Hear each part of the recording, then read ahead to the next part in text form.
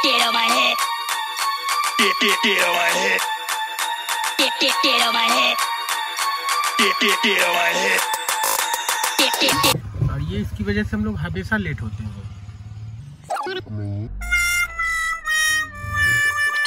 Guys finally पहुंच गए हैं, मिलिए हमारे फ्रेंड से प्रभाकर पटेल। हाय प्रभाकर।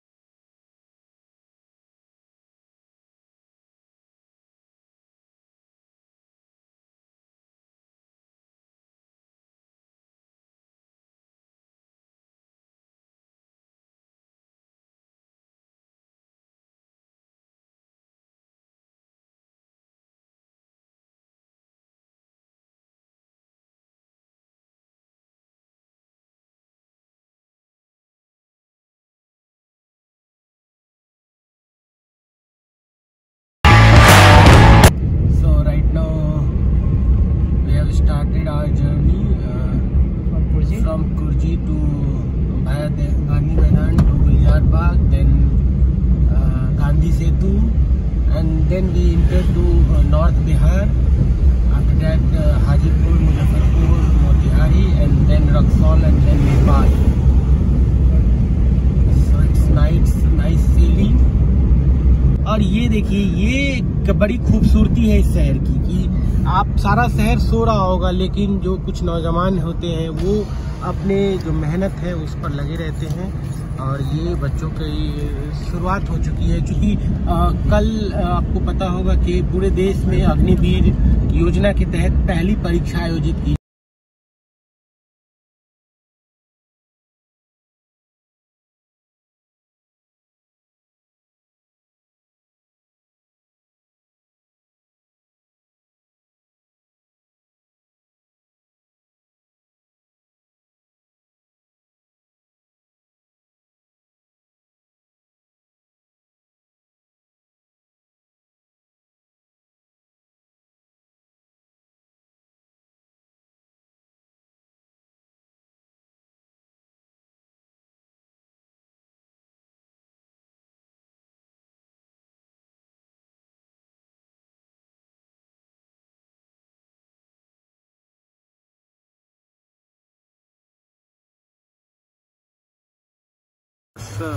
आ चुका है जयप्रकाश जी, और ये इसकी वजह से हम लोग हमेशा लेट होते हैं।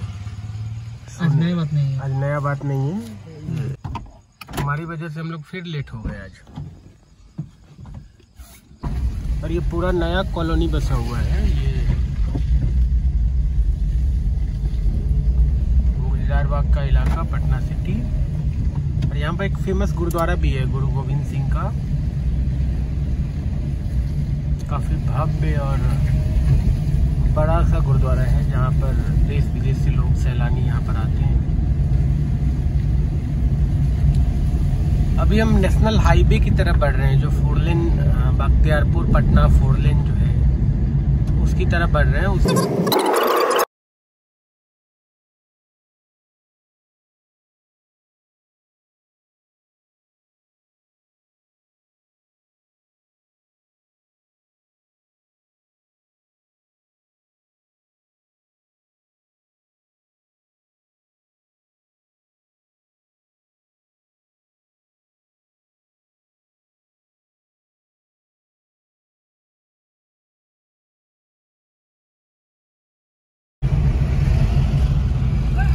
ये गांधी सेतु जिसके हम जिक्र कर रहे थे, ये एक ज़माने में जब ये पुल 1984 के आसपास, एग्जैक्ट फिगर मुझे पता नहीं है, लेकिन 80 के दशक में अगर हम देखें, 80-90 के दशक में, तो तो उस समय ये पुल बनाया गया था और अपने आप में उस समय एशिया का सबसे बड़ा ब्रिज कहलाता था, जो कि मतलब नदी के ऊपर था। लगभग 6.4 किलोमीटर के आसपास इसकी जो लेंथ है वो है इस ब्रिज की। बीच में काफ़ी ये ब्रिज के ऊपर काफ़ी कॉम्प्लिकेशन रहा, लाइक कि ओवरलोडिंग की समस्या, जाम की समस्या, ब्रिज के कमज़ोर होने की समस्या। लेकिन अभी इसको पूरी तरीके से मॉडिफिकेशन किया गया है। पिछले महीने इसका उद्घाटन हुआ था जून में। रीस्ट्रक्चरिंग किया गया है, इसके पिलर को पुराना रखा गया है, बाकी जो अपर सरफेस अपर जो इंफ्रास्ट्रक्चर था उसको पूरी तरीके से कंक्रीट से हटा के स्टील में चेंज किया गया है। तो एक्सप्रेस वे का पुल है उधर, और आपको ये पुल जो है कितना खूबसूरत नज़ारा, सामने गंगा, पीछे पटना शहर छूटता हुआ। और आज बादल है आकाश में, काफ़ी बारिश भी हो रही है, रात को भी काफ़ी बारिश हुई थी। और हम अभी उत्तर बिहार, ये एक लाइफलाइन कहा जाता है। अगर बिहार को अगर हम देखें अगर भौगोलिक दृष्टि से, तो दो पार्ट आपको दिखेंगे, उत्तरी बिहार और दक्षिणी बिहार। हालांकि अब दक्षिणी बिहार काफ़ी छोटा हो चुका है, लेकिन उत्तरी बिहार जो है अगर वो देखे कि काफ़ी ये है, क्योंकि जब से झारखंड बटा है तो दक्षिणी बिहार का आकार काफ़ी छोटा हो गया है। लेकिन ये लाइफलाइन कहा जाता है क्योंकि बीच में गंगा आती है, शहर के बीचों बीच अगर हम देखें तो उत्तर प्रदेश से गंगा निकलते हुए बंगाल और वो बिहार को दो पार्ट में बांटती है। तो उसको जोड़ने के लिए ये पुल बनाया गया था उस समय श्रीमती स्वर्गीय हमारी पूर्व प्रधानमंत्री इंदिरा गांधी के द्वारा, और काफ़ी विवाद में भी रहा, लेकिन एक लाइफलाइन भी कहा जाता है। तो हम हाजीपुर से क्रॉस करके NH-33 की तरफ बढ़ रहे हैं। और ये देखिए आप, ये जो एक पूरा भगवा कलर दिख रहा होगा आपको, ये कांवड़ियों का झुंड है और इसको पूरी तरीके से डेडिकेट किया गया। इस 4 लेन का एक पूरा लेन डेडिकेट किया गया इनके लिए। और ये आस्था का पर्व, आस्था का महान महीना चल रहा है जिसको हम सावन बोलते हैं। और इसमें ये पूरा आप देख रहे होंगे एक हुजूम जो कि बाबा हरिहरनाथ यानी गंगा के किनारे से जल लेके, और ये सभी मुजफ्फरपुर की तरफ बढ़ रहे हैं। वहाँ पर शिव मंदिर में ये जल को अपना जलार्पण करेंगे, जलाभिषेक करेंगे। और उसके बाद जो ये इनका जो व्रत है उसको कंप्लीट करेंगे। अभी हम हाजीपुर से आगे की तरफ निकल चुके हैं और अब सुबह हो चुकी है। हमने तड़के सुबह में, यानी जब हल्की अंधेरी थी तभी हमने शुरू की थी जर्नी। बीच में हम थोड़ी देर के लिए रुके थे एक जगह पर, और अभी हम फिर से, आप ये देखिए भीड़, क्या भीड़ है। आप अगर हम देखें कि मज़ा आ गया एकदम, आस्था का पूरा एक जन सैलाब उमड़ पड़ा है। लाखों लोग इसमें पार्टिसिपेट कर रहे हैं। कमेंट में आप लोग जरूर बताएंगे कि आप लोग में से कितने लोग इस तरह से पैदल बाबा धाम या कहीं पर भी जल अर्पण करने सावन के किसी सोमवारी में या शुक्रवार को आप लोग में से कितने लोग गए हैं। तो जरूर अपने कमेंट्स लिखिएगा। ये चिलम भी बीच में चलता हुआ, और ये एक अच्छा है, मतलब अगर हम बात करें तो हम इसके सपोर्ट नहीं करते हैं, लेकिन इस तरीके का आपको दिखता है कि भोले भंडारी का प्रसाद के रूप में लोग इसको मानते हैं।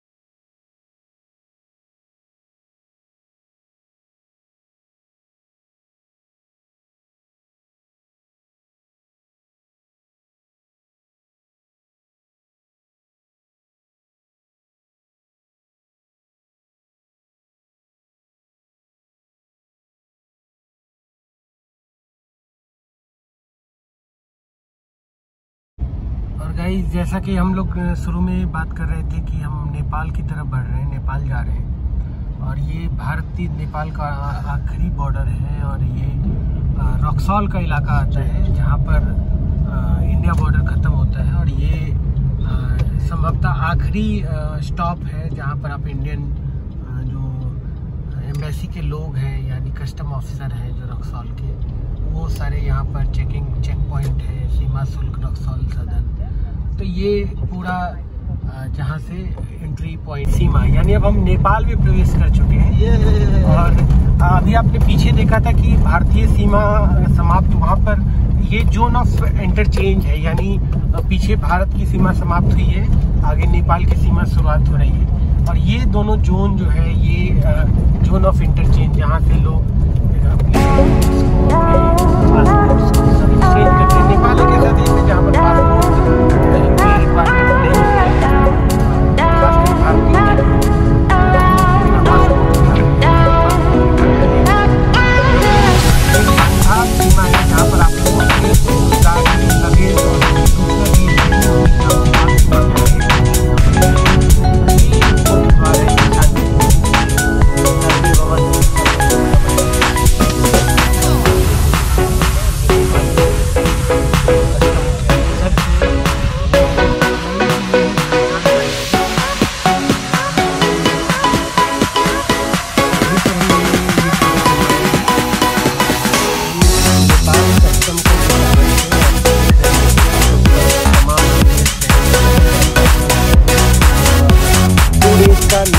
करेंसी में 1000 मतलब इसमें ये लगा है। और इंडियन रुपीज लगभग 700 रुपये के आसपास में। और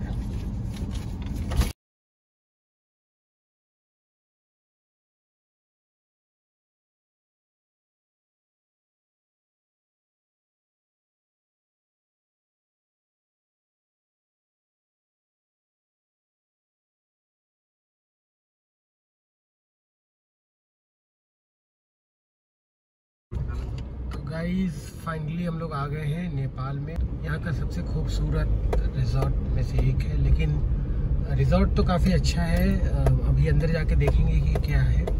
लेकिन जो रास्ता है वो थोड़ा सा आपको परेशानी में डाल सकता है। काफ़ी खूबसूरत है। होटल का जो एक्सटीरियर है वो काफ़ी खूबसूरत है, दोनों साइड प्लांटेशन किया गया है। और ये हमारा होटल है, यहाँ हम स्टे करने वाले हैं।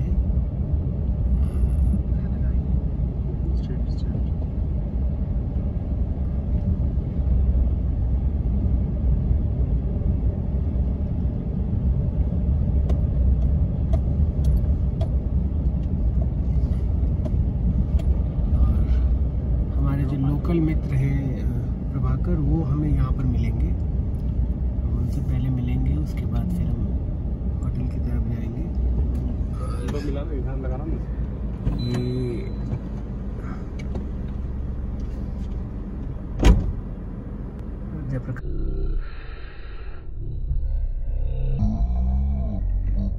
बात करने काफी खूबसूरत होटल। और चूँकि हम लोग भी पहली बार आ रहे हैं तो अंदर का पता नहीं कि अंदर क्या है, क्या सुविधाएं हैं, क्या टैरिफ है, ये सारे अभी हम बताएंगे आपको।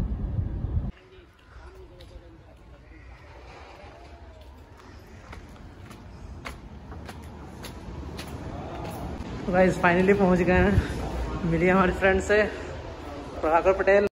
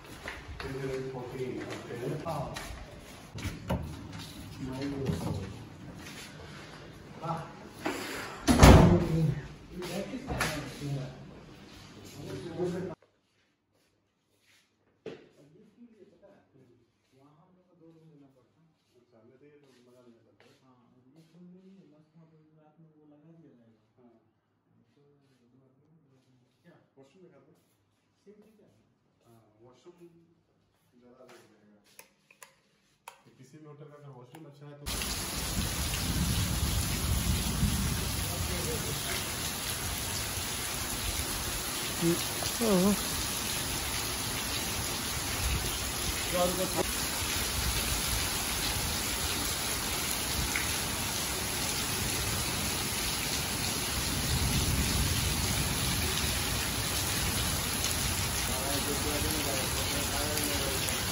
तो गाइज ये है नेपाल शहर वीरगंज। और आज काफ़ी दिनों के बाद काफ़ी तेज बरसात हुई है, लगातार 2-2.5 घंटे से काफ़ी बरसात हो रही थी। हम लोग सब होटल में थे फंसे हुए। अभी हम लोग थोड़ा सा कुछ लोकल परचेजिंग करने बाहर निकले हैं, खाने वगैरह का देखने के लिए। और ये देखिए, तो गाइज हम फिर से होटल में आ गए, बारिश हो ही रही है।